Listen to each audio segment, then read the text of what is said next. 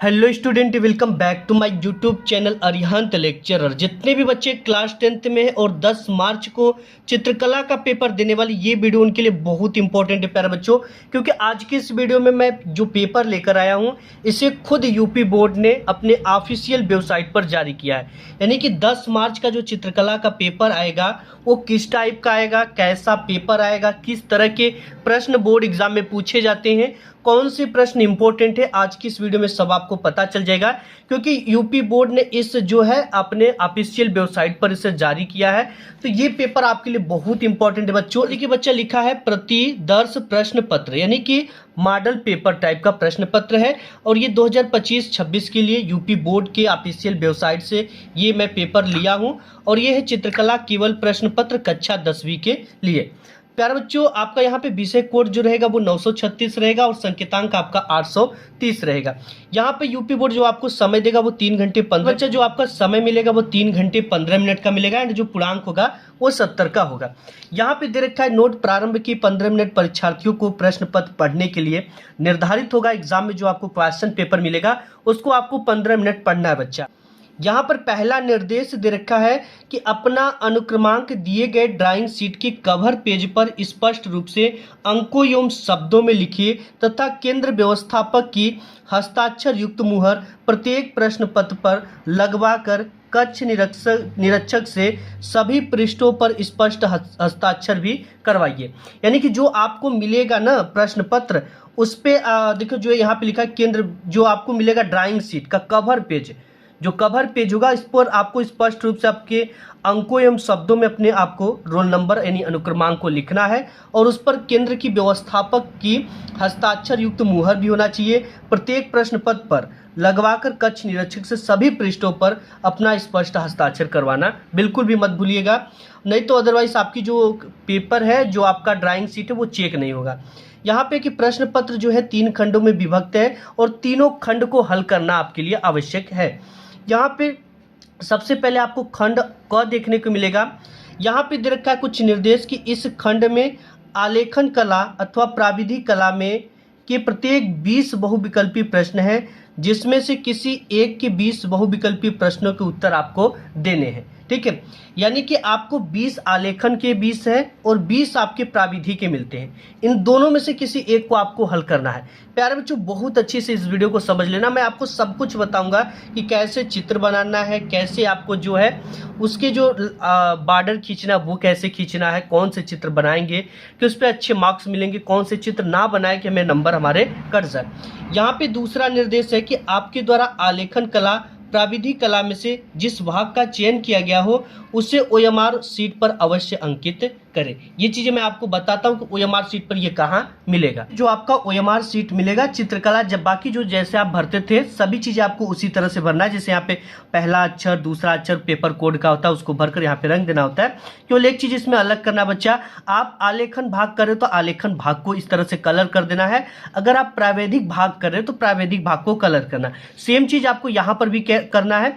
अगर आप आलेखन करते हो तो आलेखन पे टिक लगा दो, अगर प्रावैधिक भाग वाला करते हो तो प्रावैधिक भाग पे आप टिक करना है। ठीक है, तो जो आपको अच्छा लगे उसको आपको कर कर अपने ओएमआर शीट पर उसे आपको अवश्य अंकित करना है। एंड यहाँ पे है आपका सबसे पहला है आलेखन कला का बहुविकल्पी प्रश्न। ये बच्चा 20 बहुविकल्पी प्रश्न होता है और इसका आंसर आपको ओएमआर शीट पर दिया जाना होता है। यहाँ पे दे रखा है कि निम्नलिखित प्रत्येक बहुविकल्पी प्रश्न के 4 विकल्पों में से किसी एक का सही उत्तर चुनिए। यहाँ पे 4 बहुविकल्पी में से कोई एक सही है, आपको सही आंसर को चुनना है। यहाँ पे सबसे पहला क्वेश्चन के आलेखन कितने प्रकार के होते हैं। ठीक है, यहाँ पे ऑप्शन है 1 प्रकार के होते हैं, 4 प्रकार के होते हैं, 3 प्रकार के होते हैं कि 5 प्रकार के होते हैं। तो देखिए जो आलेखन होते हैं वो 4 प्रकार के होते हैं। ठीक है बच्चा, जिसे प्राकृतिक, अलंकारिक, ज्यामिति और सूक्ष्म आलेखन। ठीक है, ये धरातल की सजावट, बनावट और आकारों के संयोजन के आधार पर वर्गीकृत किए जाते हैं। यानी आलेखन क्वेश्चन आएगा कि आलेखन कितने प्रकार के होते हैं, तो 4 प्रकार के होते हैं। ठीक है, एंड यहाँ पे दूसरा क्वेश्चन कि निम्न में से कौन सी पेंसिल हार्ड है। हार्ड का मतलब जो गाढ़ा चलता हो वो है। ठीक है, 2H है, 2B है, HB है या इनमें से कोई नहीं। तो यहाँ पे बच्चे जो आपका 2H है, ठीक है, दूसरे का आपका जो 2H, ऑप्शन नंबर आपका जो है 2H वाला करेक्ट हो जाएगा। यहाँ पे तीसरा क्वेश्चन दे रखा बच्चा कि दो वर्णों को मिश्रित करने पर प्राप्त वर्ण क्या कहलाता है।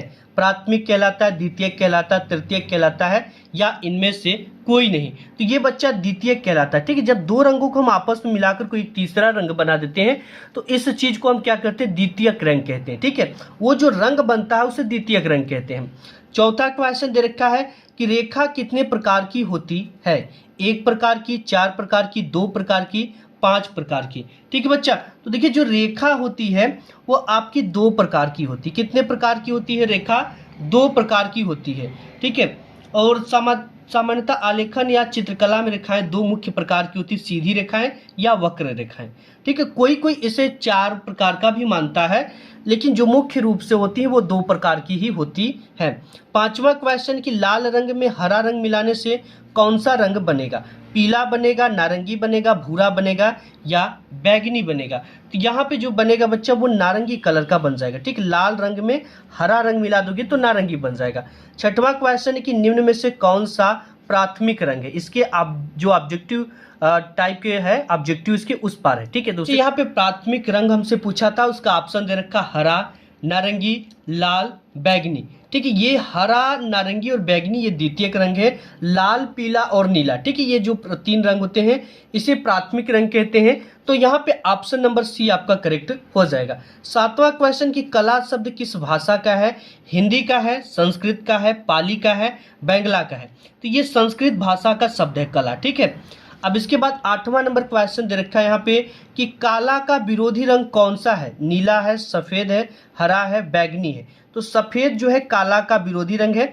आप इसको देखने के लिए ओस्टवाल्ड रंग चक्र जो होता है उसमें जैसे यहाँ पर क्या बना हुआ है, काला बना हुआ है। ठीक है, इसके पीछे आपको जस्ट सफेद कलर मिलेगा, तो ये इसका विरोधी होता है। जो भी इसके पीछे कलर जहाँ पे होगा वो इसका विरोधी कलर होता है। ठीक, ओस्टवाल्ड रंग चक्र में कुल 8 रंग होते हैं।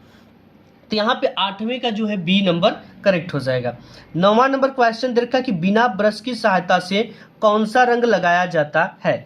जल रंग लगाया जाता है, तैल रंग लगाया जाता है, पेस्टल रंग लगाया जाता है या इनमें से कोई नहीं। तो यहाँ पे बच्चा पेस्टल जो रंग होते हैं, जो पेस्ट टाइप का आते हैं, जैसे आप जो होता है टूथपेस्ट करते हो ना, मंजन जिसे कहते हो, तो वो पेस्ट में आते हैं। ठीक है, जैसे मरहम वगैरह होता है तो वो पेस्ट वाला इस तरह से गार गार कर ऐसे लगा दिया जाता है। तो पेस्टल रंग को बिना ब्रश की सहायता से डायरेक्ट लगा दिया जाता है। 10वां दे रखा है कि किस ब्रश की सहायता से सबसे पतली लाइन खींची जा सकती है। 1 नंबर ब्रश से, 2 नंबर ब्रश से, 0 नंबर ब्रश से, ये डबल 0 नंबर ब्रश से। तो जहां भी आपको डबल 0 नंबर ब्रश मिलता है, इससे सबसे हल्की लाइन खींची जाती है, सबसे जो है पतली लाइन खींची जाती है। 11 नंबर क्वेश्चन कि लाल रंग में सफेद रंग मिलाने से कौन सा रंग बनता है। बैगनी बनता है, गुलाबी बनता है, नारंगी बनता है, काला बनता है। तो गुलाबी बन जाएगा। ठीक है, लाल में सफेद मिला दोगे तो ऑटोमेटिक गुलाबी कलर बन जाएगा, जो कि आप लोगों का फेवरेट कलर है। इंद्रधनुष में रंग चक्र में प्रथम रंग कौन सा है। यानी कि जो इंद्रधनुष के 7 रंग होते हैं इसमें पहला रंग चक्र कौन सा है। बैगनी होता है, पीला होता है, हरा होता है या लाल होता है। तो यहाँ पे बच्चा लाल होता है। ठीक है, क्या होता है पहला कलर, लाल। ऑप्शन नंबर डी करेक्ट हो जाएगा। 13 नंबर क्वेश्चन दे रखा है कि लाल रंग किस प्रकार का होता है। उष्ण होता है, शीतल होता है, शीतोष्ण होता है या इनमें से कोई नहीं। तो ये जो होता है बच्चा आपका, वो आपका उष्ण होता है। उष्ण मतलब गर्म होता है। लाल रंग होता है गर्म होता है, और श्वेत रंग आपका क्या होता है, शीतल ठंडा होता है। हरा रंग भी शीतल ठंडा होता है। 14 नंबर क्वेश्चन दे रखा है कि कौन सा रंग सबसे पारदर्शी होता है। पारदर्शी का मतलब हल्का, जैसे आपकी प्लास्टिक आती जो पारदर्शी, उससे इस पार से उस पार देख सकते हैं, इसे पारदर्शी कहते हैं। जैसे आपका जो पानी है, जल है, ये पारदर्शी होता है। यहाँ पे जल रंग होते हैं, पेंसिल रंग होते हैं, आयल रंग होते हैं या पेस्टल रंग होते हैं। तो यहाँ पे जो करेक्ट ऑप्शन हो जाएगा वो जल रंग जो होते हैं, ये इसमें सबसे ज़्यादा पारदर्शी होते हैं। इसके बाद बच्चा आपका 15 नंबर क्वेश्चन है कि रंगों के संबंध में सही व्यक्ति है। रदरफोर्ड है, ओस्टवाल्ड है, जेम्स है, इनमें से कोई नहीं। ओस्टवाल्ड है बच्चा, क्योंकि इन्होंने रंग चक्र की एक चक्र भी दिया था। एंड इसके बाद यहाँ पे नेक्स्ट 16 नंबर क्वेश्चन है कि द्वितीयक रंग किस प्रकार प्राप्त किए जाते हैं। एक प्राथमिक और एक द्वितीयक के मिश्रण से, 2 प्राथमिक रंगों के मिश्रण से, ए व बी दोनों से। ठीक है, दो प्राथमिक रंगों से ही मिश्रण रंग प्राप्त होते हैं, या ए व बी दोनों ऑप्शन सही है। तो बच्चे यहाँ पे आप दो प्राथमिक रंग मिलाते हैं, जैसे यहाँ पे हम अगर लाल में पीला मिला देंगे, ठीक है, लाल में पीला मिला देंगे तो ऑरेंज बन जाएगा। तो ये क्या हो जाएगा, अब ये जो इसके बाद ऑरेंज कलर का रंग बना है, जिसे नारंगी हम कहते हैं हिंदी में, तो इसका बच्चे ये द्वितीयक रंग है। ये क्या है, द्वितीयक रंग है, ठीक है। ऐसे तो दो प्राथमिक रंगों के मिश्रण से हमारा क्या बनता है, द्वितीयक रंग बनता है। नेक्स्ट देखते हैं 17 नंबर। नेक्स्ट आपका यहाँ पे 17 नंबर क्वेश्चन है, अलसी के तेल का प्रयोग किया जाता है जल रंग में, पेस्टल रंग में, तैल रंग में, या इनमें से कोई नहीं। तो यहाँ पे बच्चा आपका ऑप्शन नंबर जो तैल रंग वाला है ये करेक्ट हो जाएगा, ठीक है। अलसी के तेल में तैल रंग का प्रयोग किया जाता है। तेल का प्रयोग तैल रंग बनाने में किया जाता है, जो तैल टाइप के रंग होते हैं उनके लिए, ठीक। 18 नंबर क्वेश्चन की ईजल का प्रयोग किया जाता है चित्रकारी में, मूर्तिकला में, वास्तुकला में, या इनमें से सभी में। तो एक चीज ध्यान देना, जैसे चित्र वाली बात है तो चित्रकारी में ही प्रयोग किया जाएगा। ऑप्शन नंबर आपका ए जो है करेक्ट हो जाएगा। 19 नंबर क्वेश्चन है कि शीघ्रता से किया गया रेखांकन क्या कहलाता है, पोर्ट्रेट कहलाता है, आलेखन कहलाता है, स्केच कहलाता है, या इनमें से कोई नहीं। तो ये स्केच कहलाता बच्चे, नहीं हम जल्दी जल्दी में किसी चीज़ का चित्र बना देते हैं तो वो स्केचिंग होता है, इसको हमने मॉडल दे दिया, उसको अस्थिर हम अच्छे से उस चीज़ों को बनाएंगे। 20वां नंबर क्वेश्चन दे रखा, नीला रंग और लाल रंग मिलाने से प्राप्त क्या होता है, हरा रंग, बैगनी रंग, पीला, या इनमें से कोई नहीं। तो ये बच्चा होता है बैगनी कलर प्राप्त, हमें क्या होता है, बैगनी। अब इसके बाद बच्चा आपका आ जाता है, अथवा अगर ये नहीं आता तो आप प्राविधिक कला भी कर सकते हो, ये भी काफ़ी आसान आता है, ठीक है। जैसे यहाँ पे पहला क्वेश्चन देखो, निम्नलिखित प्रत्येक बहुविकल्पी प्रश्नों के 4 विकल्पों में से किसी एक सही उत्तर को चुनिए। क्षेत्रफल को किस इकाई में लिखा जाता है, मीटर में, सेंटीमीटर में, घन मीटर में, या वर्ग मीटर में। अब यहाँ पर ये सबसे इंपॉर्टेंट है, वर्ग मीटर में हम लिखते हैं। अगर हम सेमी भी लिखेंगे तो सेमी का स्क्वायर लिखेंगे, और इसी को हम क्या कहते हैं, वर्ग मीटर कहते हैं। इस जो स्क्वायर लग गया ये आपका वर्ग हो गया, ठीक है। तो इस चीज़ को ध्यान देना बच्चा। और यहाँ पे दूसरा क्वेश्चन की वृत्त की परिधि के आंशिक भाग को क्या कहते हैं, यहाँ पे चाप कहते हैं, व्यास कहते हैं, त्रिज्या कहते हैं, या इनमें से कोई नहीं। तो इसे चाप कहते हैं। जैसे हमने ये एक वृत्त है, इस पे एक त्रिज्यखंड है, ठीक है, एक चाप है जिसपे 60 डिग्री का कोण बना रहा है, 30 डिग्री का, तो इसे हम चाप कहते हैं। तो ऑप्शन नंबर आपका जो है ए करेक्ट हो जाएगा। तीसरा है कि आयत का क्षेत्रफल क्या होता है। तो देखिए जो आयत का क्षेत्रफल होता है वो आधार गुणित ऊंचाई होता है। ऑप्शन नंबर ए आपका करेक्ट हो जाएगा। चौथा क्वेश्चन की समबाहु त्रिभुज की भुजाएं होती हैं, सभी बराबर होती हैं, ठीक है, सभी बराबर होती हैं समबाहु त्रिभुज की, क्योंकि ये जो त्रिभुज है बच्चा ये आपका समबाहु त्रिभुज है, इसमें सभी जो होती हैं बराबर होती है और 60-60 डिग्री का कोण बनाती हैं। यहाँ पे पांचवा रेखा, दो बिंदुओं को मिलाने से क्या निर्माण होता है, रेखा का निर्माण होता है। एक बिंदु ये है, एक बिंदु, इनको हम मिला दिए तो एक ये बन गया रेखा, ठीक है। कौन सी रेखा की बात की जा रही है, लाइन की बात की जा रही है। छठवां क्वेश्चन है कि समकोण कितने अंश का होता है बच्चा, तो समकोण 90 डिग्री का होता है, क्योंकि इस कोण को हम क्या कहेंगे, समकोण कहते हैं, ठीक है। नेक्स्ट देखते हैं सातवां क्वेश्चन यहाँ पे दे रखा कि 1 मीटर में कितने सेंटीमीटर होते हैं। तो बच्चा 1 मीटर में हम जानते हैं कि 100 सेंटीमीटर होते हैं। ऑप्शन नंबर बी करेक्ट हो जाएगा। 8वां नंबर क्वेश्चन दे रखा 60 अंश के प्रत्येक कोण से बने त्रिभुज को क्या कहते हैं, तो उसे बच्चा क्या कहेंगे, जैसे ये आपका त्रिभुज, कौन सी त्रिभुज कहते हैं, इसके प्रत्येक कोण जो होते हैं वो 60 अंश के होते हैं, तो यहाँ पर बच्चा इसे समबाहु त्रिभुज कहते हैं। ऑप्शन नंबर डी करेक्ट हो जाएगा। 9वां क्वेश्चन कि निम्न में से कौन सा अधिक कोण नहीं है। अधिक कोण किसे कहते हैं, जो 90 डिग्री से क्या हो, बड़ा हो। तो यहाँ पे दे रखा है 180 डिग्री, 100 डिग्री, 50 और 170 डिग्री। तो यहाँ पे जो करेक्ट ऑप्शन हो जाएगा बच्चा वो 50 डिग्री जो है अधिक कोण नहीं है, बाकी सभी है, ठीक है, 90 डिग्री से बड़े हैं। अब यहाँ पे 10वां क्वेश्चन की किसी वृत्त के केंद्र पर बने कोण को क्या कहते हैं। जैसे किसी का वृत्त है, जैसे ये वृत्त है, इसके केंद्र पर जो कोण बनता है बीच में, उस कोण बनता है कितने डिग्री का। यहाँ पे जो होगा करेक्ट ऑप्शन आपका बच्चे ये हो जाएगा 360 डिग्री, क्योंकि वृत्त के जो कोण होते हैं वे संपूर्ण कोण 360 डिग्री के होते हैं। 11 क्वेश्चन दे रखा है कि एक वृत्त में अधिकतम कितने केंद्र होते हैं। एक वृत्त में कितने केंद्र होंगे बच्चा, एक होगा, 2, 4 की 3 होगा। तो ये होगा आपका एक केंद्र, ठीक है, एक वृत्त में एक ही केंद्र होगा। 12 नंबर क्वेश्चन यहाँ पे दे रखा है कि निम्न में से कौन न्यून कोण है, 90 डिग्री है, 180, 45 या 360 डिग्री। तो यहाँ पे जो करेक्ट ऑप्शन हो जाएगा वो आपका न्यून मतलब 90 डिग्री से कम, तो 45 90 डिग्री से कम है। और यहाँ पे 13 नंबर है कि चार रेखाओं से घिरी आकृति को क्या कहते हैं। ये जो चार आकृति है रेखा, इससे घिरी आकृति को क्या कहेंगे? आयत कहेंगे, चतुर्भुज कहेंगे, वर्ग कहेंगे या उपरोक्त सभी कहेंगे। अब इसी में बच्चे सबसे ज़्यादा कंफ्यूज होते हैं बच्चा, इसे चतुर्भुज कहते हैं। क्या कहते हैं? चतुर्भुज कहते हैं। ठीक है, 13 का आपका बी करेक्ट हो जाएगा। और यहाँ पे है कि किसी संपूर्ण कोण का जो अंश होता है वो कितना होता है, तो इसका जो संपूर्ण कोण का अंश होता है वो 360 डिग्री होता है। अब यहाँ पे 15 नंबर के ओस्टवाल्ड रंग चक्र में कुल कितने रंग होते हैं? 8 रंग होते हैं। अब यहाँ पे 16 नंबर की व्यास त्रिज्या से कितना गुना ज़्यादा होता है? 2 गुना, 4 गुना, 3 गुना, 5 गुना। तो हम जानते हैं जो व्यास होता है D बराबर 2R होता है, यानी 2 गुना होता है। ऑप्शन नंबर ए आपका करेक्ट हो जाएगा। 17 नंबर क्वेश्चन बच्चा कि किसी वृत्त के केंद्र पर सबसे बड़ी जीवा व्यास को क्या बांटती है? एक संबंध जैसे यहाँ पे है, एक ये वृत्त है। अब इसकी इस तरह की एक व्यास खींचेंगे तो इसे क्या करेगी? एक संबंधी 2 में बांट देगी, एक संबंधी 2 के अनुपात में बांटेगी, 2 संबंधी 3 के अनुपात में, 2 समान भागों में, 2 असमान भागों में बांटेगी। तो ये बच्चा 2 समान भागों में इसे बांट दी। ठीक है, एक भाग ये हो गया, एक भाग ये हो गया। ठीक है, नेक्स्ट देखते हैं 18 नंबर। नेक्स्ट आपका 18 नंबर क्वेश्चन है कि 180 अंश के कोण को क्या कहते हैं? सरल कोण कहते हैं, समकोण कहते हैं, अधिक कोण कहते हैं या इनमें से कोई नहीं। तो बच्चा 180 अंश के सरल कोण कहते हैं। ऑप्शन नंबर ए आपका करेक्ट हो जाएगा। 19 है कि इनमें से कौन सा आकार वृत्ताकार है? तो ऑप्शन नंबर सी करेक्ट हो जाएगा।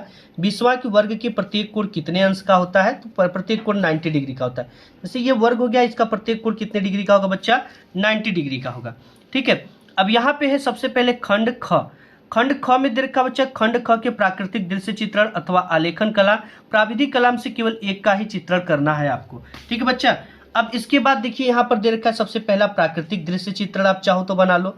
इसमें क्या है?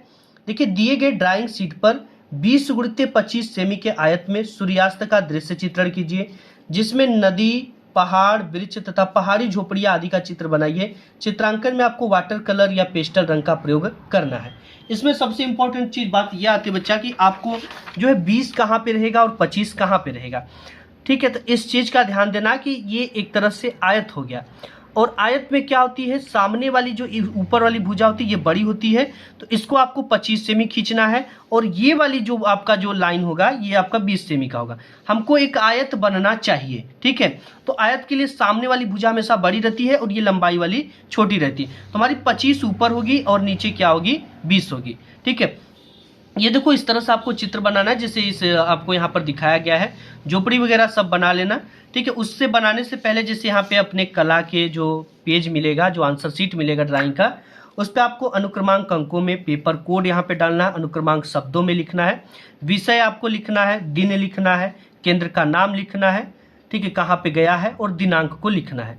और प्राकृतिक दृश्य चित्रण करें तो बच्चा इसको ऐसे लिखना है ब्लैक पेन से, और इन ब्रैकेट आपको नेचुरल सीन भी लिखना है। इससे टीचर इंप्रेस होते हैं। ठीक है, मैंने खुद अपने जो है चित्रकला में 62 अंक लाए थे और इन सब स्ट्रेटेजी को फॉलो किया था। आपको क्या करना है? अब यहाँ पे प्राकृतिक दृश्य चित्र बनाएं या बहुत सारे बच्चे कहते हैं सर आलेखन बनाएं, और इसमें भी आपको कहाँ कहाँ पे अंक मिलेगा। देखिए, चित्रांकन करते समय निम्नलिखित पर ध्यान देना है। सही रेखांकन एवं परिक्षेप पर, मतलब सही तरीके से रेखा खींचा गया हो और उसके आकार सही हो तो आपको उसके 10 अंक मिलेंगे। बी नंबर है कि सौम्य एवं उपयुक्त रंगों का प्रयोग करोगे तो 5 अंक मिलेंगे। मतलब जैसे पहाड़ है तो उसे आपको जैसे वो कॉफ़ी कलर में रंगना है। कॉफ़ी मतलब आप कहे तो ब्राउन, ठीक है, भूरा कलर में रंगना है। जो चीज़ें जिस कलर में है उस कलर में रंगना है। ठीक है, सही तथा उपयुक्त संयोजन करोगे तो 10 अंक उस पे मिलेगा। वातावरण का सही दृश्यांकन पे 5 अंक मिलेगा। जैसे सूर्यास्त का कह दिया सीन, तो सूर्यास्त के समय क्या होती है कि चीज़ें जगह जगह पे काला होती है। जैसे झोपड़ी को अगर आप रंगते हो तो झोपड़ी को भी जगह जगह पे आप क्या कर दोगे? काला कर दोगे। ठीक है, जगह जगह लाल की जगह पे। इससे ये पता चलता है बच्चा कि सूर्यास्त और सूर्योदय हो रहा है कि क्या चीज़ें। ठीक है, अब इसके बाद आपका आ जाता है आलेखन। अगर आलेखन में बहुत ज़्यादा माहिर हो तभी आलेखन को टच करना। इसमें है कि 8 सेमी व्यास के, अब देखो यहाँ पे व्यास की बात कर दे रहा है, 8 सेमी का व्यास वृत्त में एक आकर्षक आलेखन की रचना करें जो गुलाब, फूल, पत्ती, कली व मछली के संयोजन के साथ हो, आलेखन में मछली का लयपूर्ण संयोजन हो तथा रंग योजन उत्तम हो, किन्हीं 3 जल रंगों से इसे पूर्ण कीजिए। अब बच्चा सबसे इंपॉर्टेंट चीज आता है कि सर 8 सेमी व्यास दे रखा है, इसकी त्रिज्या कितनी होगी, इसको कैसे बनाना है और प्रकार में इसकी नाप क्या लेना है। इस चीज को आसानी से समझने के लिए जैसे 8 सेमी देता है ना बच्चा, तो आपको क्या करना है, 4 सेमी त्रिज्या लेना है। ठीक है, 4 सेमी त्रिज्या लोगे तो आपका 8 सेमी बन जाएगा। जैसे 4 सेमी यहाँ से लेकर लगाओगे और यहाँ तक क्या है, ये थोड़ा सा इसको बढ़ा लेते हैं, ये 4 सेमी है। अब इसको आप कर क्या बनाओगे, इसको बनाओगे तो ये पूरा आपका 8 सेमी का व्यास बन जाएगा। यानी जितना भी अगर 16 सेमी का व्यास बोले तो उसकी जो त्रिज्या है 16 का आधा क्या होगी, 8 होगी। ठीक है, तो 8 सेमी आपको इस तरह से प्रकार में लेकर उसको घुमाकर एक वृत्त बना लेना है इस तरह से। और इसमें क्या देखना है आपको, इकाई की मौलिकता पे आपको 10 अंक मिलेंगे, लयात्मक रेखांकन पे 5 अंक मिलेंगे, उत्तम रंग संगति पर 10 अंक मिलेंगे, सामान्य प्रभाव एवं आकर्षण पे 5 अंक मिलते हैं। ठीक है, अथवा अगर आपको ये नहीं आता तो आप प्राविधिक कला भी कर लेते हो, बहुत सारे बच्चे करते हैं। यहाँ पे कुछ नोट दे रखा है कि निम्नलिखित 5 प्रश्नों में से किन्हीं 3 प्रश्नों को उत्तर दीजिए और सभी प्रश्नों के जो अंक है वो समान हैं। आइए देखते हैं कौन कौन से निर्देश हैं, क्या क्या चीजें हैं। यहाँ पे दूसरा है कि रचनात्मक रेखाएं को न मिटाइए। तीसरा है कि प्रत्येक रचना में निर्दिष्ट रेखाएं, रचनात्मक रेखाएं एवं अभिष्ट रेखाएं स्पष्ट दिखाएं। चौथा यहाँ पे कि रफ कार्य श्वेत फूल इसके पेपर पर कीजिए, इसे भी अपने उत्तर पत्र के साथ संलग्न कर दीजिए। ए नंबर दे रखा है कि एक 5 सेमी भुजा के वर्ग के अंतर्गत बड़े से बड़ा अर्थवृत्त खींचिए।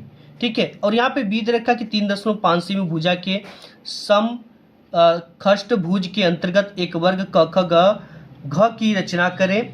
एक आयत जिसके आधार 4.5 सेमी, चौड़ाई 3 सेमी और क्षेत्रफल के बराबर एक वर्ग की रचना करें। ठीक है, डी नंबर दे रखा है कि एक समबाहु त्रिभुज के क्षेत्रफल के बराबर एक वर्ग की रचना कीजिए। ई यहाँ पे क्वेश्चन दे रखा है कि एक मापनी खींचिए जिसमें 4 सेमी 1 मीटर की दूरी प्रदर्शित करती हो एवं जिसमें मीटर एवं डेसीमीटर पढ़े जा सके। मापनी का निरूपक भिन्न ज्ञात कीजिए, मापनी पर 4 मीटर 5 डेसीमीटर की दूरी को भी प्रदर्शित कीजिए। अगर ये आपको आता है तो आप इसे भी हल कर सकते हैं। इसके बाद आपका आ जाता है खंड ग। खंड ग में बच्चा आपको मिलता है स्मृति चित्र। ठीक है, इस प्रश्न के 2 भाग क तथा ख हैं। निर्देशानुसार दोनों भागों का चित्र बनाना अनिवार्य है। यहाँ पे देखिए क नंबर दे रखा है कि निम्नलिखित में से किसी एक का ही स्मृति चित्रण प्रकाश तथा छाया दर्शाकर पेंसिल के माध्यम से बनाइए। चित्र की माप 15 सेमी से कम न हो। चित्र बनाते समय निम्नलिखित बिंदुओं पर ध्यान देना है। रेखा की सैष्टों पर आपको 4 अंक मिलेंगे, आकृति की अनुरूपता पे 6 अंक मिलेंगे। ठीक है, यहाँ पे दे रखा आप टेबल लैंप बना सकते हो, हजारा बना सकते हो, फावड़ा बना सकते हो, लोहे की अलमारी बना सकते हो। ठीक है, अब इसके बाद डी यहाँ पे दे रखा है ख नंबर कि निम्नलिखित में से भी किसी एक का चित्र बनाना पेंसिल की सहायता से 15 सेंटीमीटर से कम ना हो। यहाँ पे 2 पत्तियों सहित आम आप बना सकते हो। ठीक है, प्लेट में रखा सेब बना सकते हो, सलजम बना सकते हो, बैगन बना सकते हो। अब अथवा अगर आपको ये दोनों नहीं आते, ठीक है, मतलब कि खंड ग में चित्र बनाना आपको नहीं आता है, तो आपको बोर्ड यहाँ पे देता है कि भारतीय चित्रकला के प्रश्नों को आप हल कर सकते हो। जैसे यहाँ पे 2 है कि भारतीय चित्रकला रेखा प्रधान है, वर्णन कीजिए, इसके लिए 10 अंक मिलेंगे। अथवा अजंता में चित्रित जातक कथाओं का वर्णन कीजिए, इसका भी आपको 10 अंक मिलेगा। 10 इसके मिल गए। ठीक है, ये जो होता है बच्चा आपका, ये आपको 6 और 4 और इसके भी 6 और 4 यानी कि 10 अंक मिलते हैं, 20 अंक। अब इसके बाद ये क्वेश्चन आप 10 अंक का कर लोगे और 10 तो आपको बहुविकल्पी देता है। देखते हैं, अथवा अगर वो नहीं आता जो 2 प्रश्न थे तो अथवा प्रागैतिहासिक कालीन चित्रों का वर्णन कीजिए। ठीक है, इसको भी आप कर सकते हो। यहाँ पर अगर ये नहीं आता तो आप इसको भी कर सकते हो। जैसे यहाँ पे दूसरे का खद रेखा 10 तो बहुविकल्पी है, 10 अंक का। निम्नलिखित प्रश्नों से 4 विकल्प दिए गए, सही विकल्प चुनकर क्रमवार लिखिए। यानी अजंता में कुल कितनी गुफाएं हैं? अजंता में कुल आपकी 29 गुफाएं हैं। ठीक है, दूसरा है कि मुगल काल के प्रसिद्ध चित्रकार थे, तो मुगल काल के जो प्रसिद्ध चित्रकार थे वो मंसूर जी थे।